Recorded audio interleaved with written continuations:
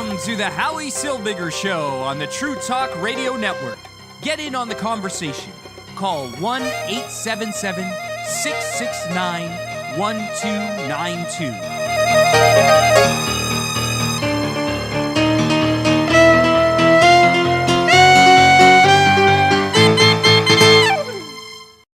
And good evening. My name is Howie Silbiger, and this is the Howie Silbiger Show right here on the True Talk Radio Network. Thank you so much for joining me. I appreciate you being here. I am happy to be here with you. It is always exciting to get on the air and talk about current events and stuff that's happening, stuff that's on my mind. I'm sure if I'm thinking about it, you are too. This is generally the way it works. So if I'm thinking about something, in general, you're thinking about the same stuff that I'm thinking about. So there's a couple of things that have happened since the last time we had the pleasure of being here together. And I'd like to talk to you about them because I think they're important to talk about. And one of those things is the recent departure of Tucker Carlson on Fox News. And the reason I want to talk about this is not that I personally care if Tucker Carlson is working or not. It is actually irrelevant to me. His show was entertaining to watch, but that's pretty much it. That was pretty much my connection with the show, is that I found it entertaining. I find a lot of stuff entertaining, and some of the entertaining stuff, in fact, most of the entertaining stuff on television gets canceled pretty quickly. The problem I have with the Tucker Carlson cancellation, the cancellation of his show and subsequent firing of him, is the gleefulness being shown by the people who opposed what he had to say. Now these people call themselves liberals, which shocks me most of the time. When somebody refers to himself as a liberal and then applauds when a voice is silenced. When I was young, so much younger than today, as the Beatles would say, I remember that liberals used to stand up for freedom of speech. They used to stand up for the rights of people to express their opinion. And this is what liberalism was all about. Liberals would fight to the death for people to be able to express their opinions openly and freely.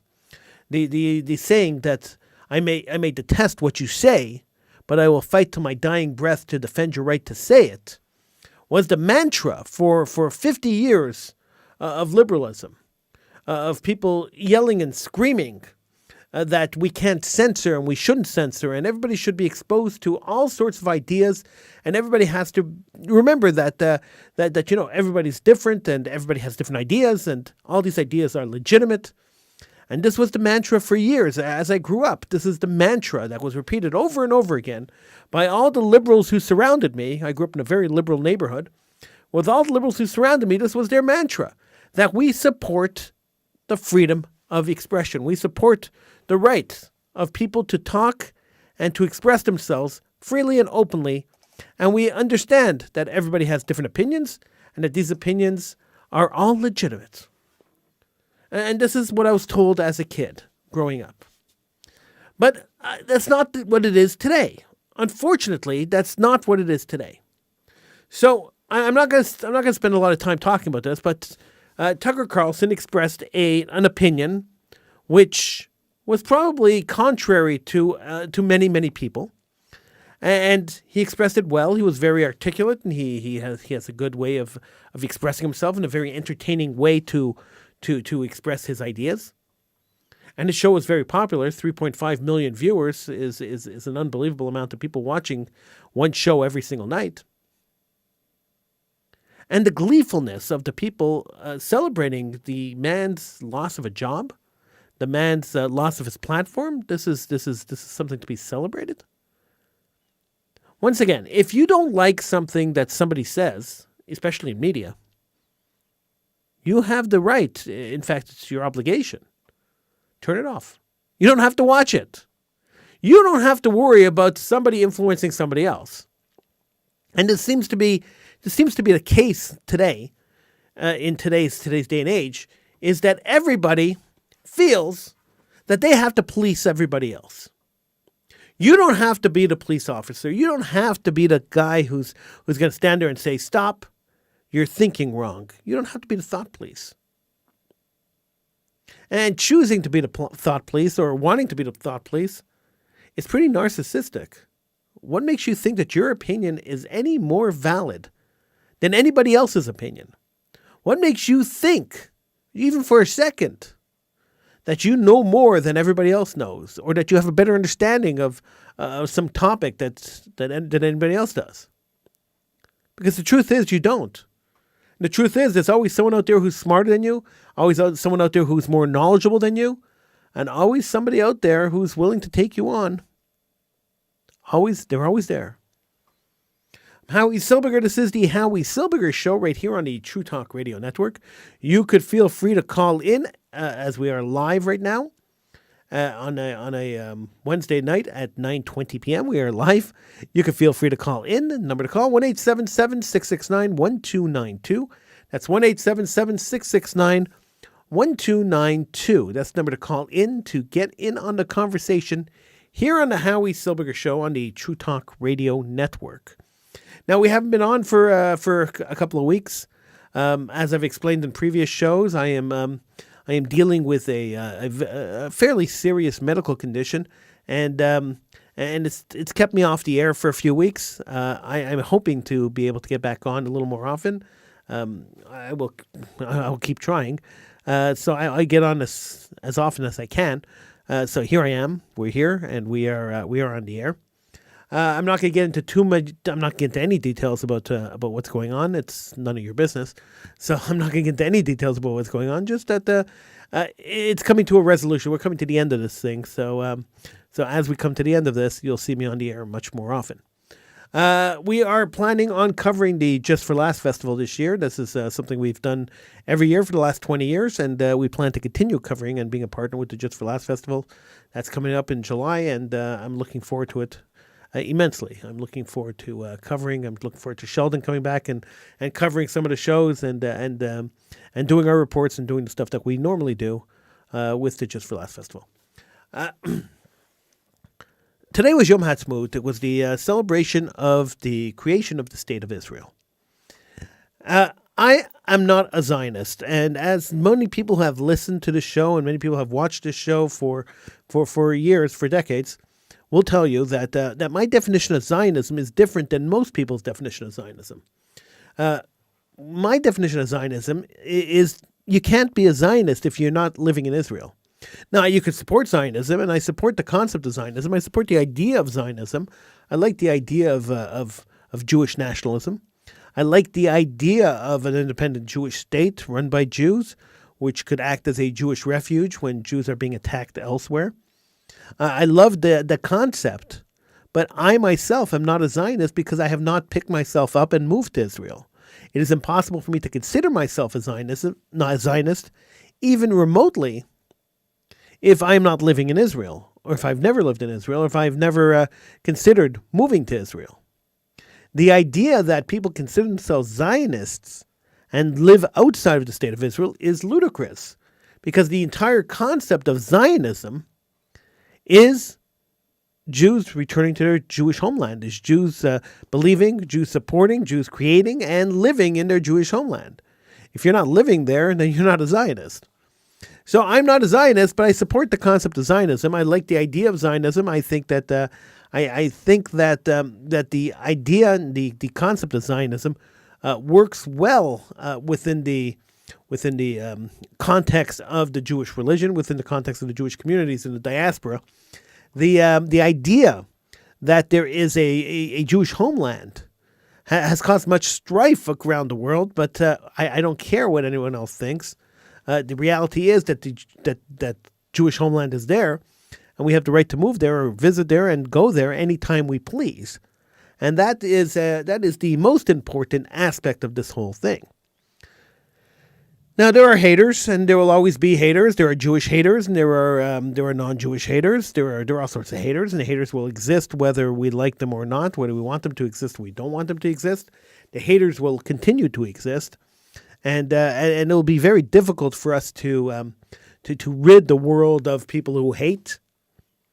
And so, how do we navigate the fact that the Jewish state exists, that the state of Jews exists, that we celebrate on this day, we celebrate the fact that the Jews coming out of a Holocaust were able to establish an independent state where they were able to have self-independence for the first time in millenniums.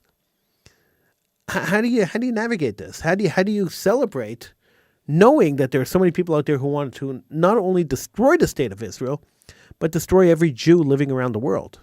There are people out there who want to kill every single Jew around the world. There are people living in Israel. There are people who are so-called peace partners with the state of Israel, who continuously promote the idea that Jews have to be killed around the world. Look, Hamas's charter the creation charter, specifically says that Jews, not Israelis, but Jews have to be destroyed around the world. Wait a second. So the people who are sitting and discussing peace, whatever that means, with the state of Israel, are also advocating for the genocide of the Jewish people? Of course they are. Of course they are. That's the hypocrisy of the peace movement in Israel. That's the hypocrisy of the movement that claims that they want to come to some kind of peaceful resolution to the Arab-Israel problem. The truth of the matter is that none of the players in the Arab-Israel problem, in the Arab-Israel conflict, want to resolve it. And the reason they don't want to resolve it is quite simple. And we've gone over this before, but I'll go over it again because it is really quite simple. The reason the Arab-Israel conflict has not been resolved in the last 75 years is because one religion believes that the other religion is occupying their land. This is not a land war. This is a religious war. And until the players in the Middle East want to admit the fact that this is a religious war, the fighting will continue. The Quran specifically says that any time an Islamic caliphate has existed on a land, which means that an Islamic ruler had a country on a piece of land, that country is forever Islamic land. And anybody who creates a state or a country on that land that is not an Islamic state or country is an infidel that must be destroyed. This is what the Quran says. It's in black and white in the Quran. Therefore, the state of Israel exists on land that was an Islamic caliphate called the Ottoman Empire. And therefore, the state of Israel sits on land that Islam claims to be Islamic forever. And because Islam claims that this is Islamic land forever, anybody who creates a country on Islamic land is an infidel, must be destroyed. Therefore, Israel must be destroyed. This explains why through many of the peace negotiations, where the Arabs wanted this land and that land and this piece of land and that piece of land and this city and that city, and the Israelis said, okay, the only thing we want from you is for you to declare the state of Israel a Jewish state. And the Arabs always walked away. They couldn't do it. They couldn't do it because they can't accept a Jewish state on Islamic land. It's against their religion. So when the Israelis say, the only thing we want from you is for you to declare and recognize a Jewish state on this piece of land, they know full well that it's against the religion of the people they're negotiating with. It's a bad faith negotiation tactic because they know very well that the people that they are negotiating with could never accept that condition. And because they can't accept that condition, there could never be peace. So what is the advantage of being at war all the time? What advantage does Israel have of being at a constant war with its neighbors and a constant internal war with terrorism happening against its citizens, innocent people dying? What advantage does Israel have to this? It's not like the world is sympathetic to the Israeli cause. It's not like Belfast where they're being bombed and a shopping mall gets bombed in the 1980s, the shopping mall gets bombed, and then the whole world turns and says, "Oh my gosh, look how many people died." A shopping mall gets bombed in Israel, and nobody cares. So, what is the advantage of Israel keeping this charade going? I can't answer that question, and I've asked that question to many Israeli diplomats over the years, and nobody's been able to answer that question. There's probably some top secret thing going on that generates money, terrorism generates money or generates some kind of advantage to Israel, but I'm not sure what it is. There's no strategic advantage to Israel allowing its citizens to be indiscriminately killed because they're Jewish. There's no political advantage to it, and there's definitely no population advantage to it. So I have no idea why they do that and why they allow it. Israel in an hour could take care of the Gaza problem. In an hour could take care of the problem on the West Bank. It wouldn't take more than an hour or a couple of hours with their heavy equipment and their heavy machinery and their heavy war machine. It wouldn't take very long for them to clear out the issue and stop the terrorism and vacate the land that is committing terror against the Israeli people. But they've chosen not to. Now, I've said it before, and I will repeat it again because I actually believe it's true.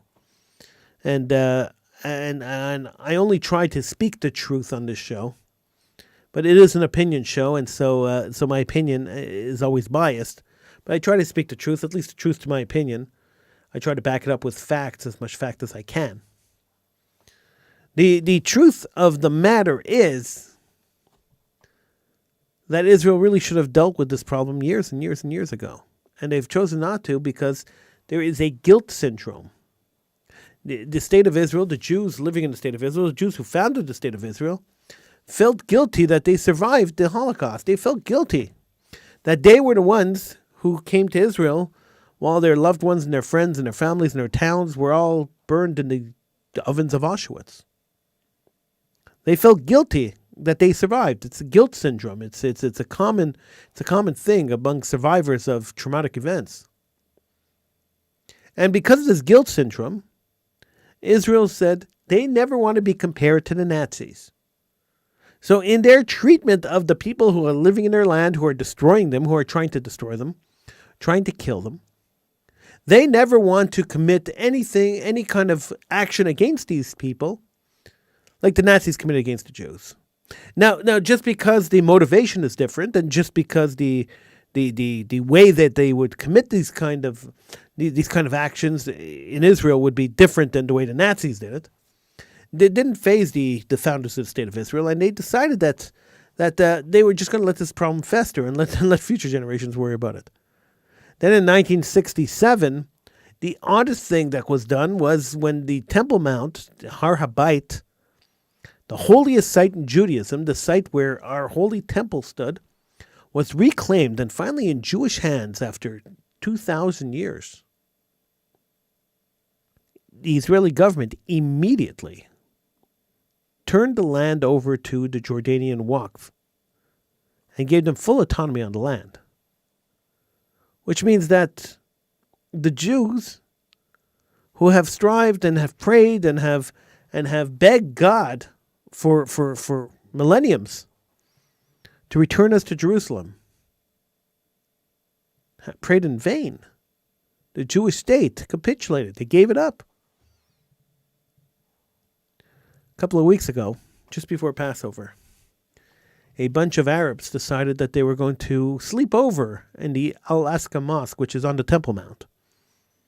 And during their sleepover, during their slumber party, they decided to gather rocks and bricks and all sorts of other projectiles that they were planning on throwing over the Western Wall, over the Kotel, onto the Jews praying there. There's a lot of Jews who go and pray at the Western Wall over Passover. And they wanted to throw these rocks over the wall and injure and kill as many Jews as they could who were praying at the wall. Now, the Israeli army got wind of this and broke into the Al-Aqsa Mosque and removed these people and removed all the stones and the guns and the ornaments and everything else that they had stockpiled there. And they got condemned, universally condemned by the entire world. Nobody condemned the fact that these terrorists were holed up in this mosque. The only thing that was condemned was that Israel pulled them out. Some newspapers called them worshippers. They weren't worshiping. They were trying to kill. They were plotting. They were plotters, not worshippers. But they were called worshippers, and Israel was stopping them from praying. Well, if throwing rocks at Jews is praying, well, that's what they were trying to do. But that's how warped the situation is. That's how Jewish life is worthless. So that story was splashed all over the front pages of newspapers, and all sorts of governments around the world, including the Canadian government, condemned Israel for pulling terrorists out of a mosque, terrorists that were planning on killing Jews out of a mosque. They were condemned for defending their own country. They were condemned for defending their own citizens. They were condemned for saving Jewish life. It's scary. It's scary, and this is why we have to say, thank God the State of Israel exists. This is why we have to say, thank God. There's a country out there who is looking out for the safety of the Jewish people. Because if we left it up to the holders of the lands that we live in, if we left it up to our hosts, because this is not our land, we're just guests here. If we left it up to our hosts, the people who have hosted us for hundreds of years, the people who are actually telling us now that our welcome here has that we've outstayed our welcome. If we left it to them, we would all be killed. They wouldn't protect us at all. Why would they? If they could condemn the Israeli government for removing terrorists from a mosque, then there's no way they're going to stand up and defend the Jewish people. And so when Jews get attacked in North America, time and time again, we see the governments of the lands where we're attacked in turn a blind eye to the attackers. Give a slap on the wrist. Don't do that again. Oh, you're a bad boy. Go clean your room. These are the kind of punishments that are given out to these people. I remember in 1998, so we're going back quite a few years, one of the Jewish day schools in Montreal were firebombed. The firebomb was also Passover time, and a firebomb was thrown through the window of the library of the school, and the school caught fire, and there was over $100,000 worth of damage done to the school. Now, it was 2003. Sorry, I said 99. It was 2003. It was after 9/11. It was 2003. And the school had substantial damage. $100,000 worth of damage is not it's not anything you want to sneeze at. It's a lot of money. And the Justice Minister of Canada at the time, Professor Irwin Cotler, was debating. There was a big debate. Was this terrorism or was this arson? This was the big debate at the time. So you see, this problem doesn't go back. This problem isn't new. It goes back quite a while. And the big debate was it arson or was it terrorism? This was what he asked. This is the question he asked. And the definition of terrorism in Canada, the legislation that he drew up and he passed in Canada, clearly stated this was an act of terrorism because the person who threw the Molotov cocktail through the window, or the firebomb through the window, also left a note saying that he did it in retaliation for some political action that Israel took against a Hamas leader.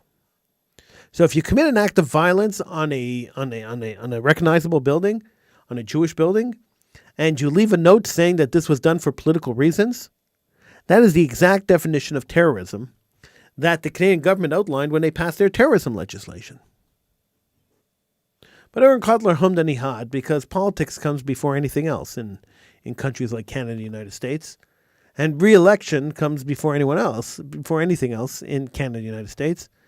And Muslims hold a huge percentage of the population of Montreal.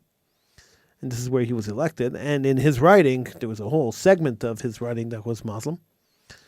And so he had to be careful on how he handled this. And so he tried the firebomber, not under Canada's brand new legislation for terrorism at the time. He would have been the first terrorist who would be tried under that. Oh, by the way, he tried to flee. The terrorist tried to flee before he was caught. His mother was trying to help him get out of the country, and they caught him before he left. They tried him as an arsonist. So he got 10 years and then was released from prison. Had they tried him as a terrorist, they would have been sending the message that terrorism is not accepted in the country. So not long after the firebombing of the United Torahs in 2003, there was a firebomb. There was a bombing at the Jewish Y. And then there were bombings elsewhere and attacks on Jews on campus. Because when you show weakness, when you show that there is no support for the community, when you show that you are afraid, then the haters come and get you. That's what they look for. They look for your weaknesses and they exploit them. They try to exploit weaknesses. So if you show that you're weak, it's like a schoolyard bully. If you show that you're weak and you cower in the corner when the bully comes at you, that bully's going to come after you time and time and time again. That bully's never going to stop coming at you. And the reason the bully's never going to stop coming at you is because it's fun. The bully realizes that he's getting a reaction. He realizes that he could win the fight. And if he wins the fight, he feels better about himself. And so he keeps attacking the same people over and over again. And thus is the story of the Jewish people. The state of Israel should be our rallying cry. It should be the country it should be the focal point where we say, listen, we were murdered in Europe. For 4 years or 5 years, they murdered us in Europe. They destroyed a third of our population. Yet we're still alive. We survived it. We're not victims. We're victors. We won the war. We are still here. And the proof that we're still here is the state of Israel. Now, the state of Israel wasn't created as a result of the Holocaust. It was not created as a compensation piece for the Holocaust. But it should serve as a symbol that we are not going to be destroyed and we are not going to sit back idly and take abuse from anybody. This should be the symbol of our strength. It should be the symbol of the phoenix rising from the ashes, of our rebirth. We were murdered and we were reborn in the state of Israel. And the funny part about it is that Jews really don't get this. That you know, if I told this to a group of Jews, if I stood in front of a group of Jews and I said exactly what I just said, they would look at me as if I came from Mars. The only people who actually understand this and actually believe this and actually act upon this are the evangelical Christians. But they have a second goal in mind when they support Israel. And their second goal in mind is quite simple. The book of Revelation says that once you gather all the Jews into Israel, Jesus will come back and he will reveal himself to the Jews and to the non-Jews and to everybody who lives in Israel. And then the people who are living there will have to either accept him as the Messiah or they will be condemned to hell for eternity. So that means that Jesus is not coming back in their book until all the Jews return to the state of Israel. So the Jews have to return to the state of Israel so Armageddon could happen. And that's really what it comes down to. And then the Jews will see the truth and they will accept Jesus as their God. And those that don't will burn in hell for eternity. That's the book of Revelations in a nutshell. There's a little more to it than that, but that's pretty much the concept in a nutshell. So what you're basically saying here is the evangelicals who a lot of Jews support, they say, oh, look, the evangelicals, they support Israel. We should support them. They're very pro-Israel. Of course they are. They want us to go back there so we can all die when we don't accept Jesus as Messiah. And they're trying to save our souls by exposing us to Jesus. And the only way they can do that is to bring us there. Once you understand it, you understand how ludicrously funny it is that we don't recognize this and we don't shun the evangelicals. It's very weird that the Jewish community as a whole embraces in evangelical Christians and embraces Christians at all. They spent centuries trying to destroy us. So I just don't know. The idea that Israel is blood money for the Jews is repulsive. Is absolutely repulsive. Because it's not true. The state of Israel, now people don't even know this. And this is the problem with us teaching history of Jewish history in schools. They never teach the real Jewish history. I taught Jewish history in school, and I taught everything I talked about in the show. I always taught to my students. And they replaced me. I taught it for a few years, and then they said, you can't teach. You're too right-wing. We don't want this kind of politics sold in the school. And I said, okay, I'm not selling politics. I'm selling truth. And they said, yeah, sure you are. Okay. And the guy they replaced me with, who is now a darling of the Federation movements, he is the golden child of Federation, given the plush job and the $100,000 salary. And that's fine. I'm not jealous of him. I really couldn't care less. He replaced me, and the first class that he replaced me in, I always taught it right down the middle. I said, listen, the Jews have a historic claim to the state of Israel, and archaeology and history is on the Jewish side, that the state of Israel and the land of Israel belongs to the Jewish people. And history tells us that the state of Palestine never existed. There's never been another state on that land aside from a Jewish state in 2,000 years. So the land belongs to the Jews. And I said, okay. And then there's always inevitably a kid who will yell out, well, the law, international law. And I'd say, international law, let's talk about international law. Because nobody ever talks about international law. The only time they talk about international law is Israel's violating UN Security Resolution 242, or Israel's denying Palestinians human rights. This is the only time that international law is ever spoken about in the context of Israel. But if we want to look at international law, let's take a look at it, and we see that in just after World War I, the League of Nations had the San Remo Conference, where it was decided that the Jews, this is after World War I, not after World War II, that the Jews should have a homeland. This is after all the Zionist congresses and Theodor Herzl and all these people were pushing for Jewish autonomy. After the Dreyfus trial in France, Herzl felt that Jews can't live in the diaspora anymore. He wasn't wrong. And he pushed to have a Jewish state anywhere. He didn't care where it was, just Jews needed to be autonomous. They had to have a state where Jews ran. And so so the San Remo Conference said, okay, we are going to create a Jewish state. And what we are going to do is we are going to give the British the mandate to create this Jewish state. And the British will have a mandate in Palestine, the mandate of Palestine. And the mandate of Palestine is to facilitate the creation of a Jewish state. Sounds pretty simple, doesn't it? Creation of a Jewish state. The British had other ideas. You see, during World War I, the British had worked with the Arabs to defeat the enemies, mostly the Turks. And they had made alliances with the Arabs, and they had made promises to the Arabs. So when they were given the state of they were given the mandate of Palestine, a huge chunk of land that is currently part of Syria and all of Jordan, and what the current state of Israel looks like.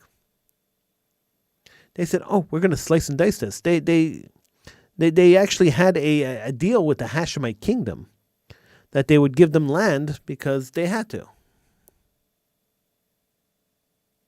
And that's what happened. They sliced and diced. And they basically stole the land from the Jewish people and gave it to other people. The British were not very good to the Jews. And so the the Mandate of Palestine, where everyone's saying, international law, you stole their land, was actually created by the League of Nations to facilitate the creation of a Jewish state. Now, the League of Nations fell apart just after World War I. It fell apart. But when the United Nations was created after World War II, what they did was they adopted all the resolutions of the League of Nations, which means that the resolution calling for the creation of a Jewish state in the Mandate of Palestine and the creation of the Mandate of Palestine to facilitate the creation of a Jewish state were all adopted by the United Nations, which means according to international law, which is the resolutions of the United Nations, the Mandate of Palestine was there to create a Jewish state. The Jewish state was created in a portion of the Mandate of Palestine, about 33% of it, which means that the other 77% of the Mandate of Palestine, which legally is Jewish land, is now occupied territory. It's occupied by the Arabs. And it should be returned to its rightful owner, the Jews. It's just mind-blowing that Jewish organizations that pertain to be pro-Israel and pertain to be Hasbara organizations fighting for the state of Israel, organizations are so busy. They're just so busy trying to legitimize the existence of the state of Israel and the existence of Jews, and so busy trying to play into politics and getting lost in the weeds of the lies that were put together by the Arab propagandists, that they forget the simple facts. The simple facts are that international law is 100% behind the Jewish people because the Mandate of Palestine was originally created to facilitate the creation of a Jewish state in that land. Now that 77% of that land was given away to Arabs, to the Hashemites, the Hashemite kingdom of Jordan, the Hashemite kingdom of Iran, the Hashemite kingdom of Iraq, Syria, because most of the land was given away to Arab kingdoms, doesn't change the fact that that land should have been Jewish land. That land is, international law says that land is Jewish land.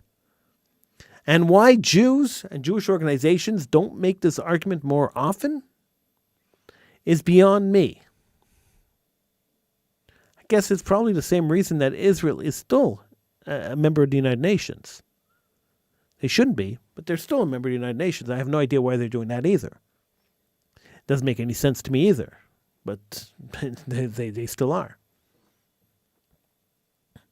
It's mind-blowing. It's really mind-blowing when you think about it. How much the Jewish community has been, excuse the expression, screwed by the rest of the world. And yet there are still people out there who argue with me all the time that we have to trust the governments of the lands we live in. How? How do you trust a government that condemns the state of Israel? I live in Canada. How do I trust a government that condemns the state of Israel for pulling terrorists out of a mosque, terrorists who planned on attacking Jews on the first day of Passover? How in the world do you trust a government like that? 1-877-669-1292 is the number to call if you want to talk to me. You can feel free to call in, 1-877-669-1292. How do you trust a government like that? How could you say trust the governments of the land you live in when you know that the government is actively working against you and against your people? The government is actively supporting people who try to kill your people, who try to murder your people, who are advocating genocide against your people. How do you trust them? And then you have to think even a second longer. And you realize that it's not only the government, but there are many Jews out there who want to destroy the state of Israel, who want who say that the Jews living in the state of Israel stole their land, stole land from the Arabs. What a fallacy. But there are Jews out there who believe this. And it's quite sad that there are people who are working against their people. People are working with the enemy, with the people who want to destroy, who are going to commit a genocide against their people. They don't even realize it. It's like the Germans in Nazi Germany who said, I'm more German than I am Jewish. Why are the Nazis bothering me? It's like those people who are totally clueless. And there are many people out there who are totally clueless. If there's one lesson we should learn from the Nazis, and one positive lesson, and one lesson that we should take with us everywhere we go. You are a Jew, and you will always be a Jew. And Judaism is different from everybody else. Your lifestyle is different. You are different. And nobody sees you as everyone else. Nobody sees a Jew as a regular white person. Nobody sees a Jew as a regular person in society. Jews are different and they're treated different. And until we recognize the fact that we are different and that we are unique and that we have a unique goal and we have a unique mission in the world, until the Jewish community realizes this, we will continuously be oppressed. Realizing this fact here gives us strength. It is our strength. It's our only strength. It's the only thing we have. It's the spinach that Popeye ate to make him strong. When people tell me that they have a Jewish identity, but they're not really Jewish, I don't follow Judaism, I have a Jewish identity. It doesn't mean anything. What's a Jewish identity? How do you have a Jewish identity if you don't have Judaism behind you? It seems ridiculous. It is ridiculous. I'm a Jewish atheist. What? I'm sorry, I can't help but laugh. When someone says I'm a Jewish atheist, it cracks me up. I laugh. And I laugh in their face. I know you're not supposed to insult people. You're not supposed to be mean like that, but I laugh in their face. And I say to them, how could you be a Jewish atheist? The premise of Judaism is the belief in a God. It's monotheism. One God. You believe in it. If you don't believe in that one God, you've removed yourself from Judaism. You can't be a Jew. It's impossible to be a Jew. And then the guy says to me, well, Howie, of course I'm Jewish. My mother was Jewish. And at that point, I have to take a deep breath. Take a deep breath at that point. Because the concept that the person's mother was Jewish, makes him Jewish, is a Jewish concept that comes from the Torah. The Torah is written by God.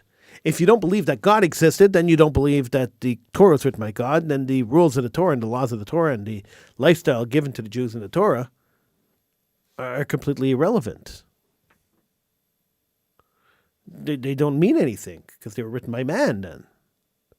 So if that's the case, then who cares if your mother was Jewish? How's that relevant?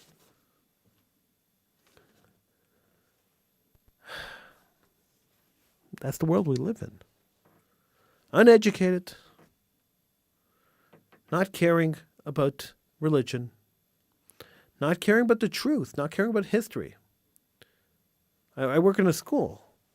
If I told you how many times kids come up a week and tell me and ask me the question or tell me that there's no point in learning history or why do we have to learn history, they just don't understand that if you don't remember history, if you don't understand how you got to where you are, if you don't understand who your ancestors were and who your people were, then there's no way for you to continue and live and carry on the traditions of your people. It's impossible. And that's why we learn history, and that's why we teach history. Because we live in countries and we have to understand the nature of the country and why things around us are happening. Because if we don't, then we are bound to be oppressed.